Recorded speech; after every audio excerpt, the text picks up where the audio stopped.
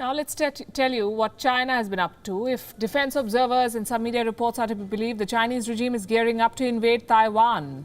How true are these reports? And when is China planning this invasion?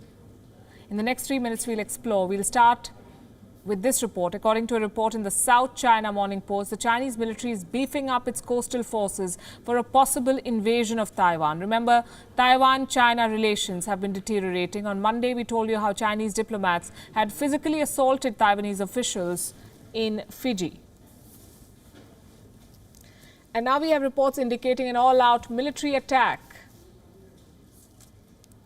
Let's show you where the military buildup is reportedly taking place. The Guangdong province along China's southeast coast. The People's Liberation Army is said to be upgrading its missile bases in this province. One of the most advanced weapons in the PLA's arsenal, the DF-17 hypersonic missile, is said to have been deployed here. Besides this, the PLA has also deployed its Russian-built S-400 Triumph air defense system and 20 Air Force brigades armed with China's first stealth warplane, the J-20.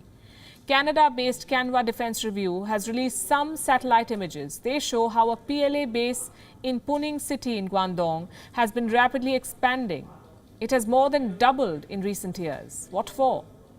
We know the answer, but let's go by what China is saying. The Global Times put out a story on Monday night, a detailed report on China's military buildup in the Guangdong province.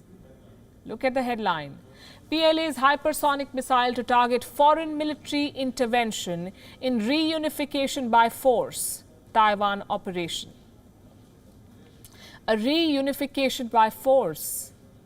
In simpler English, that means invasion. So when is China planning to strike Taiwan? Quoting military experts, the Global Times says not before the US election. For now, the PLA plans on isolating the Dongsha Islands administered by Taiwan and then force Taipei into negotiation. But given that this is the PLA that we are talking about, anything could happen at any time. Look at the kind of statements that their supreme leader, President Xi Jinping, has been making. On the 14th of October, he visited a PLA base in Guangdong's Chaozhou city. He asked PLA troops to be on high alert. The next day, 15th October, he visited a PLA Marine Corps base in the same province and he asked PLA troops to quote-unquote put their minds and energy preparing for war. What again did the Chinese president promise at the UN General Assembly session? Listen to this. We will never seek hegemony, expansion or sphere of influence. We have no intention to fight either a Cold War or a hot one with any country. We will continue to narrow differences and resolve disputes with others through dialogue and negotiation. Will resolve disputes through negotiation and dialogue. Whatever happened to that? The fact is, the prospects of a Chinese military invasion of Taiwan are quite high. The world can no longer trust what Xi Jinping says and promises. Now, as you may be aware, India has been trying to develop trade ties with Taiwan. New Delhi has sought to woo Taiwanese semiconductor companies. The Chinese Foreign Ministry does not like it one bit. In its latest press conference, the ministry's wolf warrior number one, Mr. Zhao Lijian, had this to say.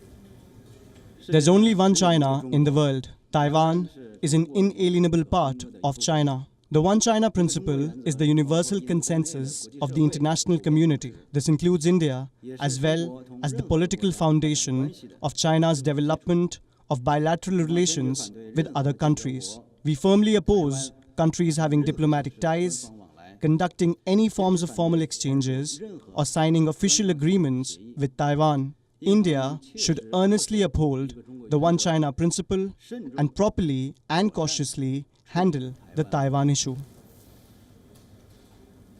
In other news, the US Secretary of State will be visiting India. He'll also be going to Sri Lanka and the Maldives this month.